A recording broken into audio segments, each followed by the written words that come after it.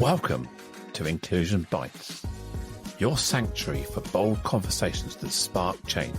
I'm Joanne Lockwood, your guide on this journey of exploration into the heart of inclusion, belonging, and societal transformation. Ever wondered what it truly takes to create a world where everyone not only belongs, but thrives? You're not alone. Join me as we uncover the unseen, challenge the status quo, and share stories that resonate deep within. Ready to dive in? Whether you're sipping your morning coffee or winding down after a long day, let's connect, reflect, and inspire action together. Don't forget, you can be part of the conversation too. Reach out to joe.lockwood@seechangehappen.co.uk to share your insights or to join me on the show. So adjust your earbuds and settle in. It's time to ignite the spark of inclusion with Inclusion Bites. And today is episode 180 with the title, Healing Begins with Belonging. And I have the absolute honor and privilege to welcome Tenya Eickenberg. Tenya is a mind-body energy facilitator who helps people clear emotional and energetic blocks to heal, transform, and thrive. And when I asked Tenya to describe her superpower, she said that it is being able to empower others to release what no longer serves and step into their most authentic selves. Hello, Tenya. Welcome to the show. Thank you so much for having me. I'm excited.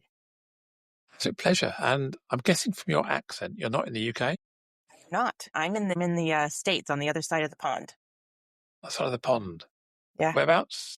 I'm in Maryland, just outside of Washington, D.C. Yep. Been to New York. I've never made Washington State or anywhere around there. So yeah, one day, maybe in 5 years' time. So it's coming up for Easter. You got anything planned? My son is moving. My son is moving out of our home. My husband and I are going to become empty nesters. Wow, exciting. Yeah, so that's happening. We're actually going to start moving him and his girlfriend in today. And then they'll officially move everything in on Friday. So we're going to be helping them set up Friday. And then we're just going to kind of enjoy the weekend with some Easter plans with where we're going to meet meet his girlfriend's family. So that's exciting. Yeah. And then probably on Easter, we're probably just going to chill out. We're going to stay at a campground and just enjoy each other's company for a day. I reconnect to each other as life partners. And that's one thing that we've always strived to make consistent throughout our marriage. We'll be married 29 years this year, together for 30. We have a 28-year-old daughter, and then our twins are 25. And we also have a granddaughter who's going to be born within the next week or two. So lots of changes going on in this next 2 weeks. But yeah, we always made it a point to put our relationship kind of the main focus of our foundation, because we knew that one day our kids were going to move out. And it was going to be him and I that were going to be left holding up the fort. And we wanted to make sure that we had a good foundation for when we went into that space, that we could support each other just as a couple. I mean, you're probably, say, 7 or 8 years behind us. Our son was the final one to move out, about 7 or 8 years ago. But yeah, our daughter's in her 30s, married. Our son's he's in his 30s as well now, and got a long-term partner which he's living with. So yeah, it's important to reconnect, isn't it? Because otherwise you'll sit on the sofa looking at each other going, well, what do we worry about? What are we going to do now? It's a real strange feeling to go back to that time before children, BC. Right. When you used to lay in on a Saturday morning and go, well, there's nothing to do today. We'll just laze around. We can do whatever we want. No one cares. If we don't go out, don't put any clothes on today. No one's going to notice. It's great, isn't it? Right. Yeah, well, we didn't really have that couple time before. We started dating, and then 3 months later, I became pregnant. And then a year later, we got married. So our oldest was 6 weeks old when we got married. Lovely. So we've always had children during our marriage. And we really we have never lived together alone. because we lived with roommates before I got pregnant. Well, actually, no, we lived with roommates when I found out I was pregnant. So we've always had somebody else there during our relationship, whether it was in utero or, as a big human. I mean, we've gone on vacations, just the two of us, but really never been longer than a week, maybe 10 days at most. It's quite exciting then. It is. It's very It really is a exciting. new chapter in your life. Yeah. Yeah. It's very exciting. We're definitely very excited for it. Yeah, no, my wife and I, we love our time together. Yeah. And we love it when our children visit, and we love it when our parents come as well, because we're at that sandwich generation. We've got responsibility for the elder generation as well as you can't get rid of responsibility no matter what age you are these days. So you talk about healing and helping others thrive. What got you into what you do and creating these sort of safe spaces for transformation within people? I was looking for a safe space. In 2018, we had the most amazing year for our family until this point where we are now extending our family into grandchildren. In 2018, both my husband and our oldest were graduating from college. Our twins were graduating from high school, and we were moving to our forever home right here, right off the Chesapeake Bay in Maryland. And we have been wanting to move back to this place. And so I had this vision of what it was going to be like, because in this community, my best friend was living here. Her family was living here. And this is the place I lived when I was 15 years old, when my dad got stationed in Maryland in the Air Force. And so this is where I met my two best friends. And it just held a lot of memories and a lot of fun and a lot of love. And so I really wanted to move back here. And so we had the opportunity to do that when a friend told us that they were selling their house and would we like to buy it. And that was in like February or March of 2018. And we're like, well, when you're ready, let us know and we'll start the ball rolling. And like June, they were like, okay, so we're ready to get the ball rolling. Is this still something you want to do? And we said yes. And so within 6 months of saying yes, we had done our townhome. So put it on the market. We put it on the market in September, sold it in October, moved in November. So incredibly quick, which to me, knowing what I know now about the law of attraction and energy work, when you're in flow, things move quite quickly. And that moved quite quickly. Downside was we were moving to the beach in the winter, which totally sucks because you can't enjoy sitting on the beach and wading through the water in mid-November. It's too cold and it's dreary and it's no fun. So we were kind of secluded from everybody for like the first 6 months. We'd go over to people's houses, but it just was not what I had envisioned. And then summer hit and we were able to start getting outside. But prior to that, I'd had a bit of a falling out with my mom. And it caused a lot of stress emotionally for me.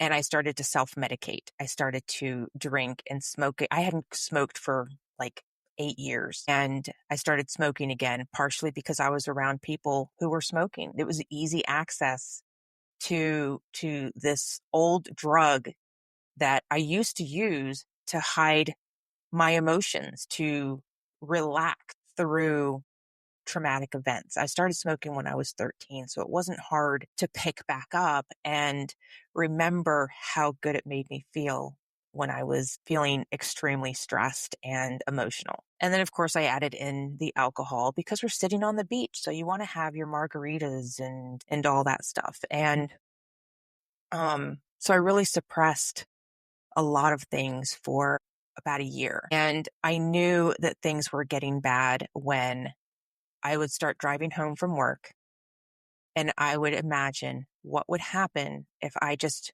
let my van run into a telephone pole. How would that make me feel? Could I get a few days off?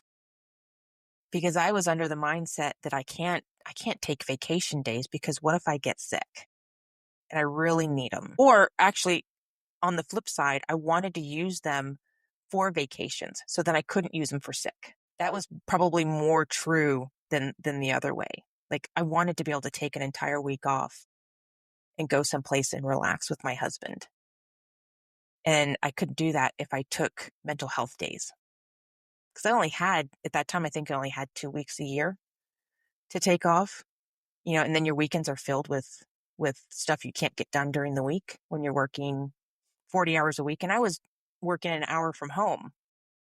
So I was out of the house for 10 hours a day, 11 hours a day, depending on what was going on that day. And so I got to the point where I was like, I'm thinking about hurting myself. I need help. And at the time, I only knew the traditional routes: talk therapy and medication.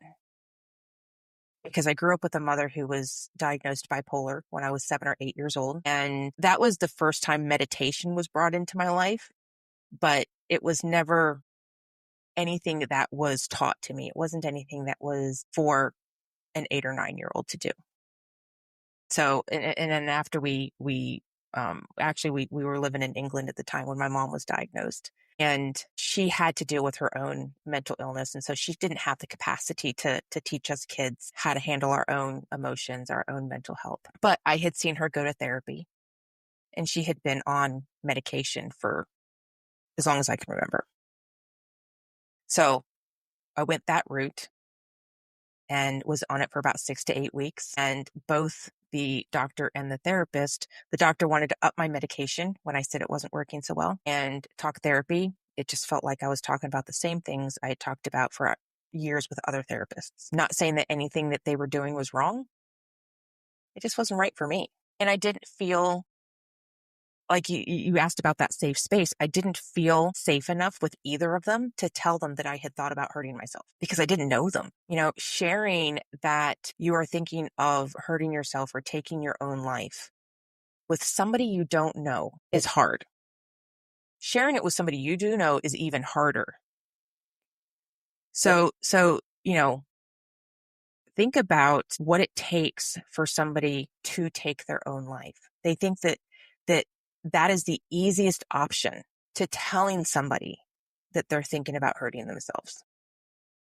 Because we have seen nothing but in the movies, TV shows, whenever somebody has said that they feel crazy or they feel insane or they're feeling certain ways, certain feelings, even if they're saying like, I feel like I'm going to hurt myself. The next scene is always them being in either a padded room or a room by themselves, sitting on a bed. There doesn't seem to be, at least in the past that I have seen, a good representation of what happens if you tell somebody, I feel like I'm going to hurt myself. Have you seen anything that would encourage people to be okay with saying, I'm hurting and I feel like I don't want to be here anymore?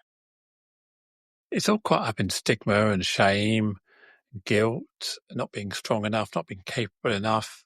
I'm a strong woman. How can I be like this? I associate that feeling with other people, not with me. If I don't want to be a failure, I don't want to admit I'm broken. That's part of my. Yeah, right. I think this is what you're saying to yourself, isn't it? Yeah. Part of the problem here is that I'm failing, and to face up to it makes me feel more of a failure. Having to admit it. Having emotions makes us feel broken. And I'll be the first to admit, because I'm still human, that there are times when I try to still hide me getting upset. Now, my kids know that I'm a very easy crier. And when I'm watching movies that are very compassionate and heartfelt, they will be the first ones to look at me to see if I'm okay. And I'm always crying because it's just how I feel emotions. But when I'm out in public, I will still find myself trying to push those down because I don't want the attention of feeling my emotions. But we need to feel our emotions. So it's a catch-22. It's like, how do you get comfortable with feeling your emotions when you're having them? It's really hard to do because you really do have to navigate how other people might react to you because they don't know how to deal with your emotions because they don't know how to deal with their own emotions. When you were going down this I don't know if this is a good metaphor or not, going down this slope towards this, I suppose, this mental anxiety you were facing, or however you describe it. Looking back on that time, can you see the triggers and the steps that were sucking you into that further and further? You, at the time, you were looking for alcohol, nicotine as ways of avoiding you dealing with the real problem. These were boosting brain chemicals that made you feel better about yourself or less worse. Yes. Looking back, I can absolutely see how I was reaching for a cigarette first thing in the morning to help suppress what I knew would come up later in the day. I would sit out on our deck, smoking a cigarette, scrolling through TikTok, and just mind numb. I couldn't, every time my phone would ring and my mom would pop up on the screen, I could feel my body tense up. Anytime my dad would call, I would tense up because I'm sure it had something to do with my mom because my dad never calls. So it was always, and I would always wait for, if it had been a couple of months since there had been eggs breaking, I would wait for the call that would cause me to have to walk on eggshells. Do you think some of this links back to your family history of bipolar? Absolutely. These are manic episodes. So people around you would have realised that Tenya's having a manic episode here, not knowing what to do with it. I think I was definitely afraid of that, right? Because for as long as I could remember, my mom would always tell me that bipolar disorder runs in our family. You have a 50-50 chance of getting it. But I always said, oh, no, whatever my mom gets starts with her and ends with her. And I think and this is where, again, our belief systems come into play and intentions come into play, because we don't have to inherit who our parents are. My mom also has several illnesses that are hereditary, but nobody before her has them, and nobody in my family is going to have it. It's not being passed down through me. And I think that has really helped me in moving towards the energy healing aspect of it, because through energy healing, you can clear out those inherited energies, those things that are passed down from generation to generation to generation. And when I told myself I don't want to be on medication. I think medication is great for short term. And I know a lot of people are not going to agree with that, because a lot of people have had much success being on medications for the anxiety and depression for decades. And congratulations. I am so glad that you found something that worked for you. But it doesn't work for everybody. And it wasn't working for me. And so that's when I asked the universe, I asked God, whoever was listening, give me something that is going to get rid of this anxiety and depression. Get me something that is going to cure it. I was looking for a cure. I was not looking to manage my mental illnesses. I was not looking to survive through my mental illnesses. I wanted them gone. And that's when energy healing came into my awareness. And to be honest, I was skeptical at first, because it was the emotion code that came into my awareness. And if you haven't heard of the emotion code, it's using muscle testing or kinesiology to test your body's muscular system for yes and no answers, for truth and false answers, for your subconscious, for your body, for you alone, not anybody else. And so I was like, do I drink this purple Kool-Aid? Because I wasn't going to ingest anything, because that was the belief that I had for so long, that I had to, one, give my power away to somebody else to heal me. And two, because my anxiety and depression I've always been told it's a chemical imbalance.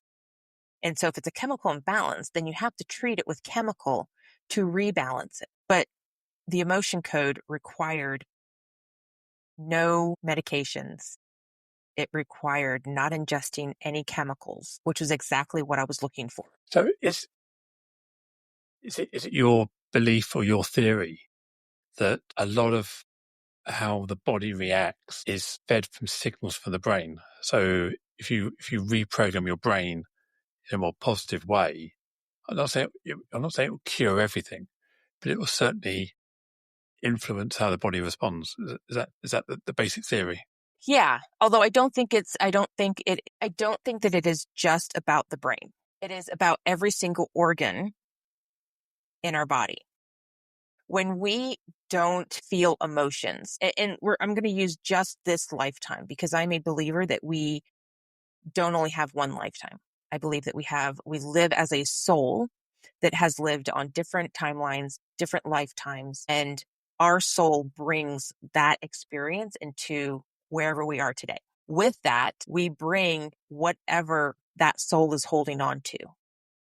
So even though our soul is coming here to have a human experience, it's had many human experiences, and it brings all of that knowledge. But with that knowledge comes any trauma that they may have attached themselves to in those other lifetimes or in those other timelines, right? So it's very woo-woo. A lot of people are not on that same wavelength. They think that our brains are what's controlling everything. And once our bodies are dead, that's it, we're gone. But that's not my belief. So I think that our bodies hold on to so much. And from this lifetime, we can have trapped emotions stuck in our shoulder. We can have them stuck in our hips. We can have it stuck in our bladder. So it's not just about the mind. And even though our mind has been tested to be controlling a lot of what we do as humans, I don't think science has gotten everything right. It hasn't gotten everything to show us the big picture. Yeah, I can relate to the concept that we don't know everything. Mm-hmm. And what we do know is based largely on observation. And there are things we can't observe that just happen. And if Right. you We want to don't have call the that tools to. spirituality, want to call that bigger beings, whatever, I don't have any proof either way. Not an overly, I'm not a religious person at all, but I do have what I would call a spirituality, a Buddhism without a religion sort of thing. It's about inner connection with the world and people and self, I guess, without any definition of what that means. My life is better when I'm connected with myself and my environment. Right, right. And it's not just connecting with your mind, it's connecting with your heart, it's connecting with your entire being. And with that being said, when we do the conscious work, when we do mindset work, it does work.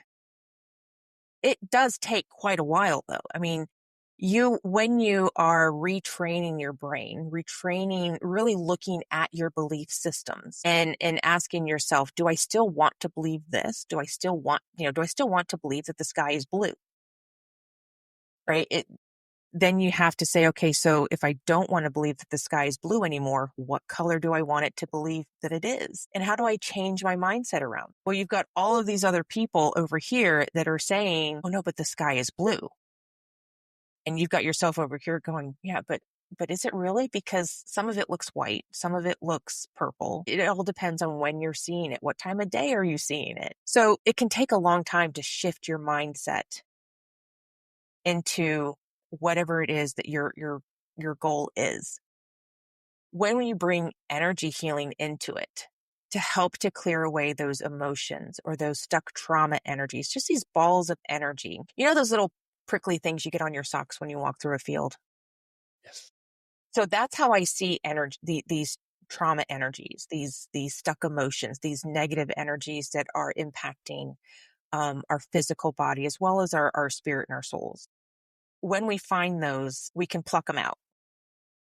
Problem is sometimes they're so hidden, like they're so stuck down in your socks, you can feel it, but you can't find it. Right? So in a sense, you want to take your sock off and you want to start picking them out because they're hurting you, but you can't do that with your body.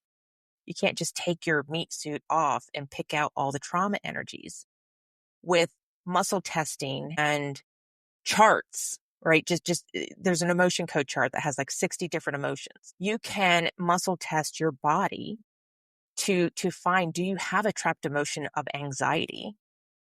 And if you get a yes, okay, you ask, can I release it? And you might get a no, because you might need to know more about it. You might need to know how old you were when you got the emotion.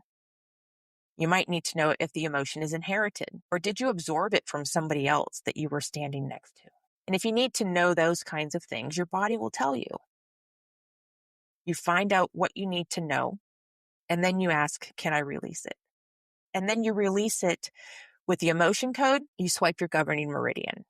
And this is where, again, I was skeptical about using this energy work. It had nothing to do with, is it the devil?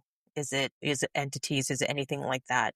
Had nothing to do with that. It was just the newness of what this modality was, and how easy it was to feel better. And that I didn't have to wait 6 to 8 weeks to see if I was feeling better. So yeah, once you're able to release it, you get that, yes, I can release this. That's how easy it is to clear and release what's no longer serving you. I suppose one of my core beliefs is that my entire reality is generated by my consciousness. Whatever my consciousness is, call it my program, my AI, my brain, whatever it is. So everything I look, feel, see, touch, experience has been generated from electrical stimulus into my consciousness, and that creates a pattern or a process. And I also have a belief that how I process things is unique to me. And when you say the sky is blue, how I define blue in my mind isn't necessarily how you define blue in your mind. Right. We all interpret that wavelength of light in our own way, which is why some of us like these two colours together and some of us don't like those two colours together because there's a clash or whatever it may be. Taste, everything we experience is all based on our brains taking stimulus and processing them.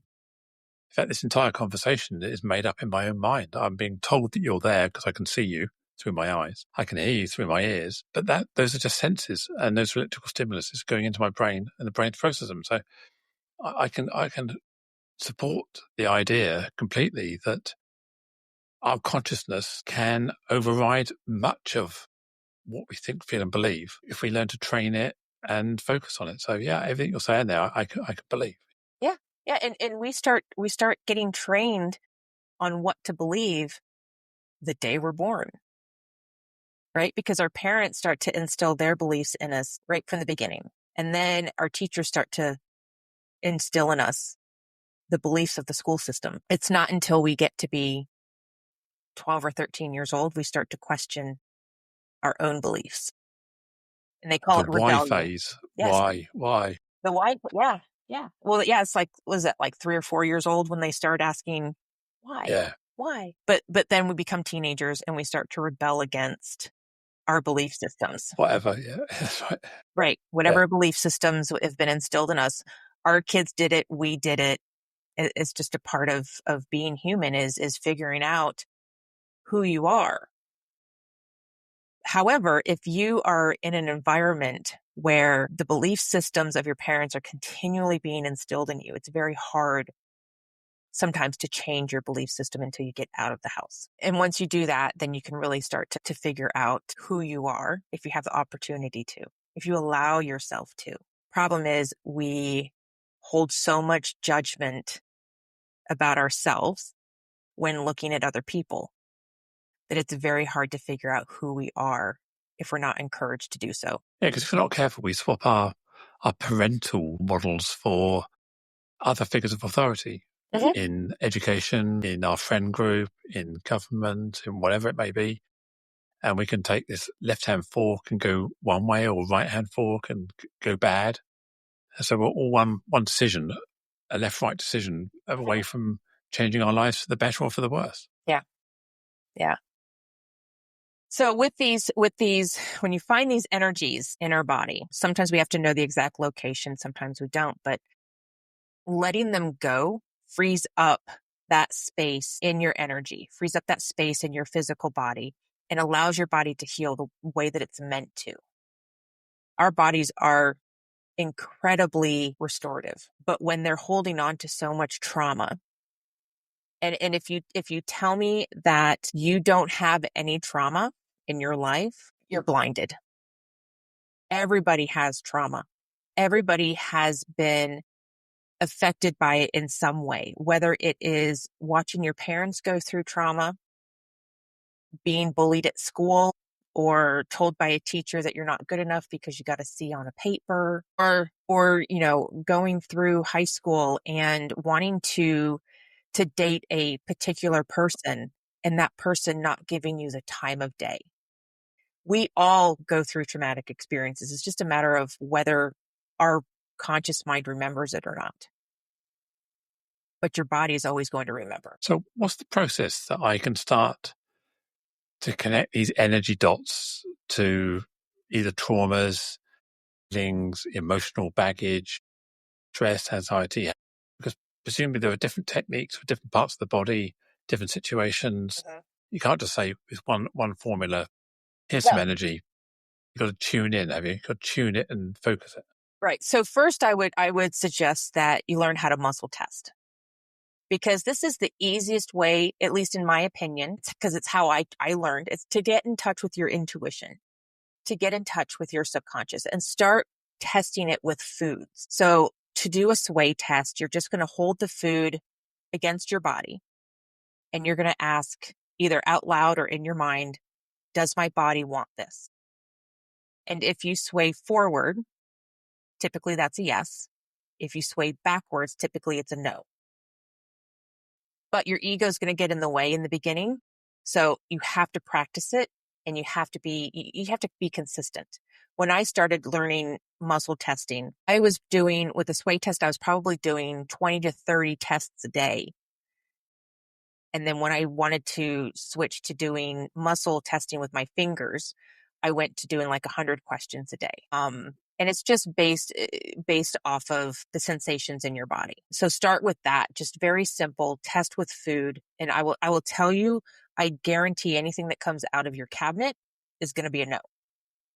Because our bodies don't like processed food. So choose processed foods versus fruits and vegetables and kind of gauge it that way. Once you feel like you have that, you're confident in that. And this builds confidence in ourselves as well, because you really get to know what you want as a person, because you start to feel the sensations in your body. You can sit there, close your eyes and ask your body to show me a yes. And you might get goosebumps. You might yawn. You might have to take a deep breath. You might shiver a little bit, but your body will tell you yes or no. It's just a matter of tuning into that. Is some of this moving it from unconscious decision making to conscious decision making? So we're trying to get our prefrontal cortex engaged here by saying, I want this, slowing down the thought process and leaning in or leaning away is all about being mindful about that decision we're making, rather than just grabbing, going, yeah, I'll have that, whatever, and then regretting afterwards. Didn't really fancy that. Why did I eat that? So it's having that conversation with yourself before you do something, rather than living with a regret afterwards. Right. Is that kind of the approach? Yeah, absolutely. Absolutely. And you can always go against what your body wants too. I mean, there are times my body does not like Reese's peanut butter cups. I guarantee every time I ask, does my body want this? I get a no. But my mind still likes the taste of Reese's peanut butter cups. So I will still eat them because I'm human and I enjoy them. But once you learn that process of understanding what your body wants, either through muscle testing or through your intuition, then you can start to ask, do I have a trapped emotion of loneliness? And if you sway forward or muscle test with your fingers and it locks strong. So I use the ring to ring method. So when I get a yes, it locks. When I get a no, it releases. So you can do that as well. But when you get that, Presumably you can also evaluate the strength of that resistance right, as well. exactly. So I'm a little bit bothered or I'm a lot bothered. Right. Yeah. Yeah. Yeah. But you can use muscle testing to ask, do I have a trapped emotion of loneliness? And if you get a yes, then you ask, can I let it go? Can I release it? Can I transmute it?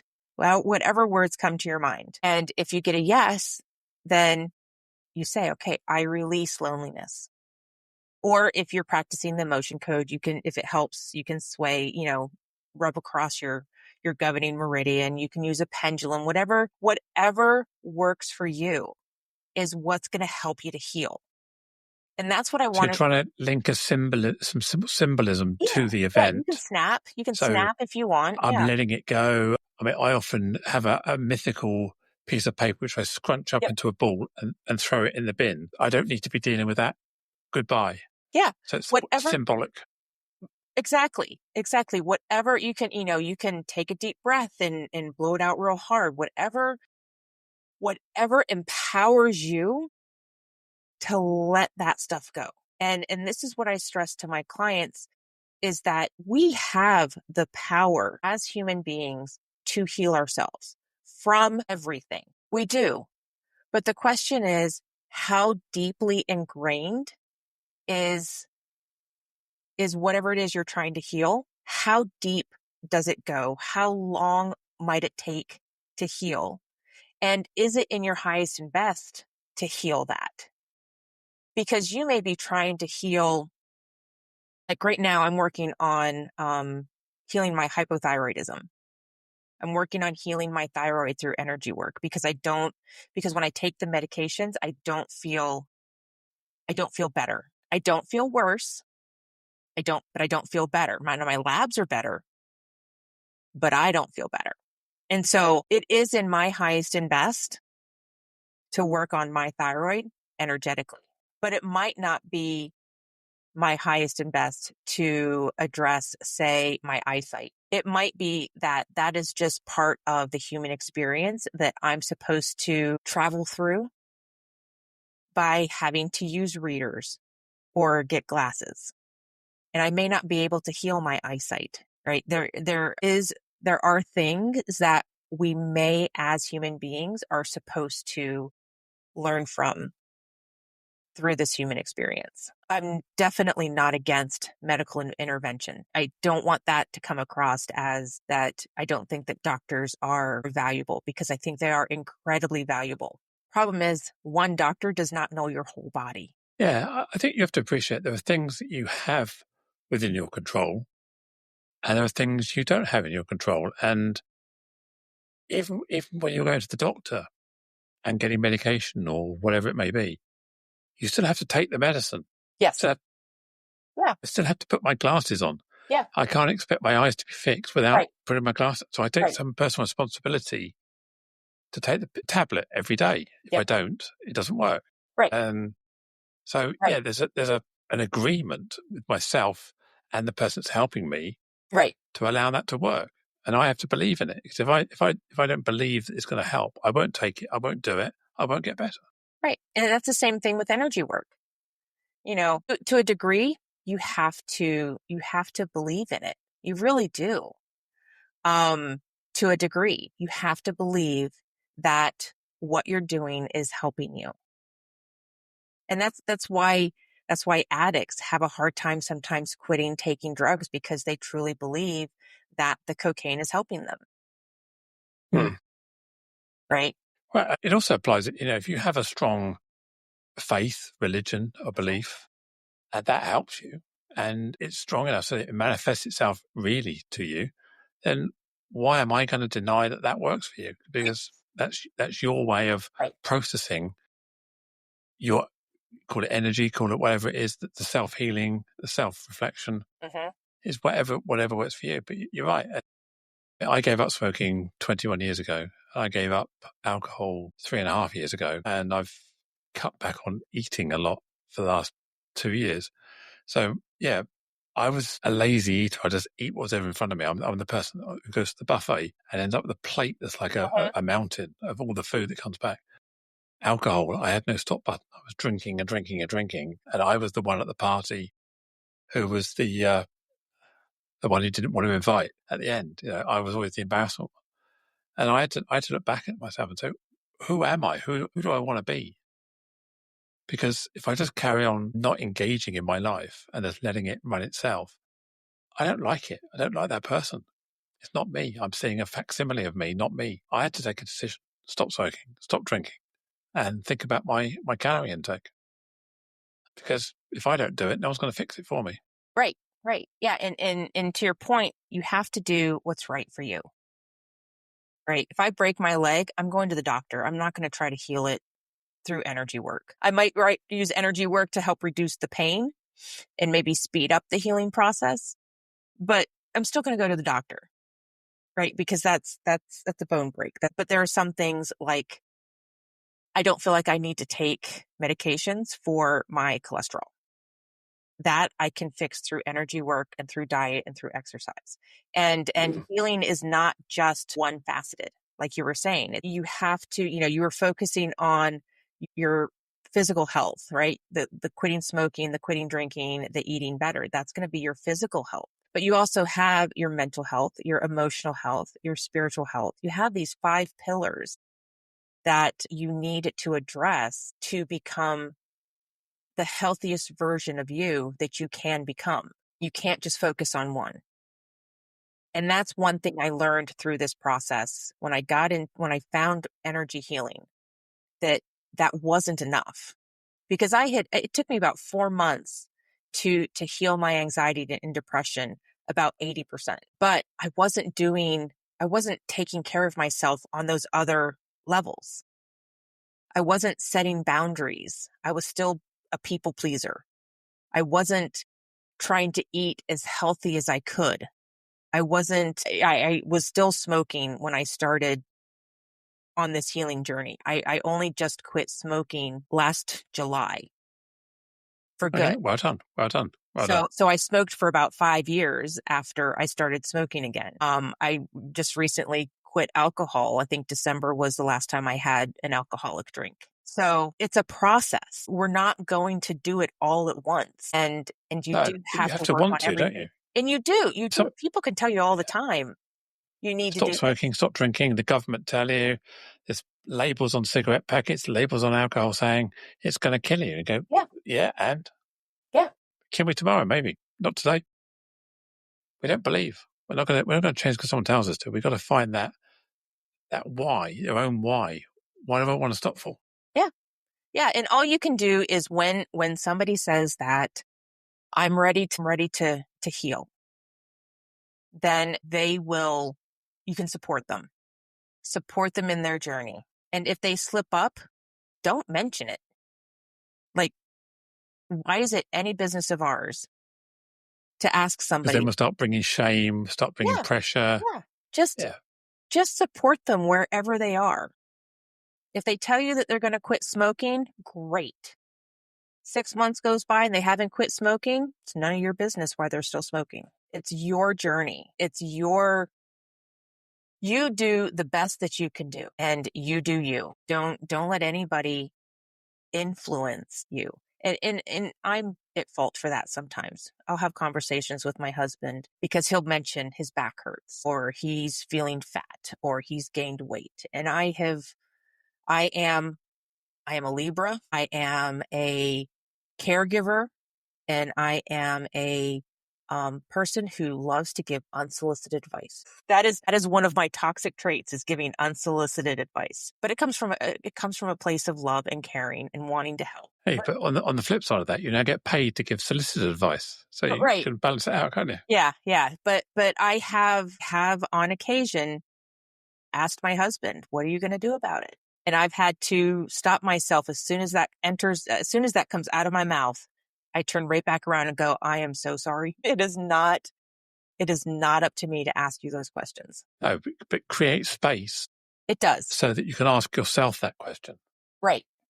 Because everybody is a reflection of us, and what we want to help other people with is often something that we need help with. My wife, Marie, and I, we've noticed over the last 18 to 24 months, since we've been very conscious about our food intake, trying to lose weight, that our daughter and our son and our son's girlfriend, and to some extent my mum, have all started embarking on a healthier or conscious mindset about what they're eating, and also maybe drinking as well. And we haven't had to fat shame or point out the fact they've got a few pounds because we were in that position. But I think they can now see a positive example of two people who have taken a choice, embarked on it, and they can visibly see the change in us and the progress we've made. Right. So we haven't got to do anything other than be the best people we could be, exemplify good practice, and let them absorb it. But whilst we had a gluttony problem, we were creating the environment in the family where it was okay to be gluttonous. And I think by saying, actually, we're not advocating for that anymore, it rubs off and people go, oh, that's great. You give me permission to do it to themselves. So I think you can become infectious in your Right. your better behavior as well, can't you? Right. Because then your outer world starts to look like your inner world. So you focus on you. We are our first job. We are. It's the old saying, isn't it? Put your own oxygen mask on first before helping others. Yeah, it is. We're our first job. Take care of you first so that you can be there for others. But is that maybe the mistake you were falling into, was trying to be the mom to everybody and fixing everybody else and letting yourself Yep. go down a Absolutely. slippery slope? Absolutely. It wasn't until I realized that I really needed to look at myself and figure out how can I create a space where I am happy with what I have. And that's when energy healing came into my life. That's when self-care really started to show up, that it was something that was needed. And, my self-care was relearning how to be a emotionally intelligent and healthy minded person. It wasn't about going for weekly massages or getting my nails done or even showering. It wasn't even about that. It was more about allowing myself to worry sometimes, or to be sad, or to be mad. It was about learning how to set boundaries with people who continued to cross them. And I didn't even realize they were crossing boundaries that my subconscious had made until I started to really question, what are my boundaries? Yeah, I suppose unless we plot out where those things are, then we can just become uncomfortable when someone transgresses them without realizing it. Yeah. Yeah. If somebody makes you frustrated and resentful, they're doing something that is pushing your buttons. They're crossing your boundaries. And that's a good time for you to stop and go, what is it that what are they doing? What boundary are they crossing? For a boundary that I set with my mom was, I sent her an email and told her that I was not going to respond to any emails, texts, or phone calls where I was feeling manipulated, bullied, or belittled, because she would send emails in bright red capital letters, like she was yelling at me. And I told her that if she did that, I wasn't going to respond to anything in the email. She stopped emailing me, I guess, for whatever reason, but she did not cross my boundaries, which was amazing. So people will not cross your boundaries if you set them. But if you do set them, make sure you have a consequence and uphold that consequence. Mm. You say in the show notes that you sent through about this light bulb moment where people realize they have the power to heal themselves. Surely there's a light bulb before that, which is recognizing that you need to heal, or you need. That's the first step. The first step. So people listening to this right now, our listener out there, how can they maybe self-identify about this need to heal before we talk about how we get that I have the power to do it? So if you are feeling frustrated with life, you're feeling like life is always happening to you. You're always, you're running into the wall, right? Every time you try to do something, this wall gets put up. That is when you realize that there are things in you that probably need to be healed. And like I said, you may have had a wonderful childhood, and you may be, 40 years old and in a very happy marriage, and just think that life was actually really grand, but you keep hitting walls every time you try to move forward to do something. There's probably things in there that need to be healed that you don't remember. And again, that's where energy healing comes in and is so helpful, because you don't have to remember. You don't have to relive what you've gone through. But if you're feeling frustrated with life, relationships aren't going well, you know, just sit back and just think, is there something in me that I need to address on a deeper level? And your conscious mind will say, no, there's not. Your ego will say, no, there's not. But if you're human, there's something to heal if you're feeling frustrated with life. So obviously reaching out to you is a good option for the next stage. But how can we maybe think about our own first aid, our own triage to help us on this journey from realization to taking our own power? What can we do there? Start with self-care. Start with really looking at how are you taking care of yourself? Where on those 5 pillars are you not taking care of yourself?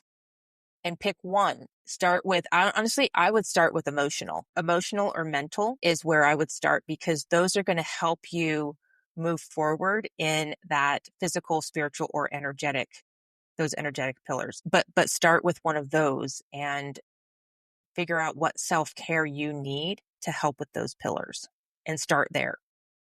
I would love to say, start by calling me. But my goal as a coach is to empower you to know that you can heal yourself. I'm just a guide. I can help you to release some of those energetic blocks. I had energetic blocks to self-care. And so I had to work on myself energetically before I could do the self-care work. But there are a lot of people who can do the self-care work with some ease. And then you become consistent with it. And then you can add in all the other stuff. So start with the self-care. Start by putting you first so that you can take care of others. And I will tell you, I will be blunt, if that means you have to get up an hour earlier and go to bed an hour earlier, then that's what you do. I love it when people tell me they don't have time for self-care, because I will find you the time. Yeah, it's the old adage, isn't it? You've always got time for things you want to do. Mm-hmm. You never have time for the medicine. You never have time for the pain. Yep. So if it's important to you, you've realized the light bulb's come on, the first bulb, I need to do something. Second light bulb fires, I have the power to do it myself. And that is, I have to take personal responsibility, because no one's going to do it for me. No. And until it's a priority, it will never happen. Yep. And I call myself out all the time. I don't hold myself accountable for a lot of things. I'm still growing. I'm still learning. I'm still healing. But we shouldn't beat ourselves up. No. We should just recognize what's going on. Say, Yep. well, I made that choice today. Yep.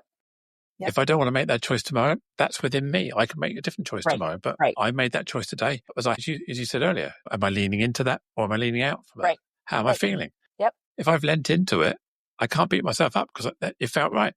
Exactly. And the day you have that light bulb, it goes, actually, that's not me tomorrow. Then you lean in and tomorrow is different. Yep. Yeah. And just take each day as it's the first day. Really. Don't worry about tomorrow, because that's where anxiety comes from. And don't worry about what you did yesterday, because you can't change the past. I've not been drinking alcohol for about 1,200 days today. Each day I don't drink alcohol. Yeah. I have the choice tomorrow. I can. Yep. I can have the choice today if I want. Yep. But I've chosen today I'm not going to. And I keep making that choice.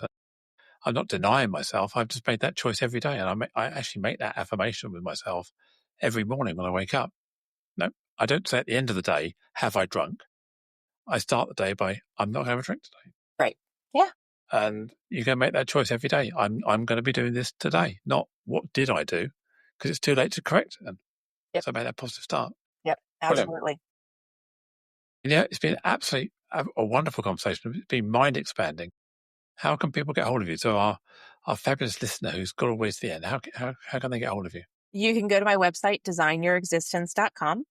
You can also find me on Facebook and Instagram at Design Your Existence, and on all of your podcast platforms. I have my own podcast, The Metamorphosis Project. Fascinating. I'm going to have to tune into that. I'll put all the details in the show notes so we can find those. Yeah, thank you so much. Thank you for having me. I've loved this conversation.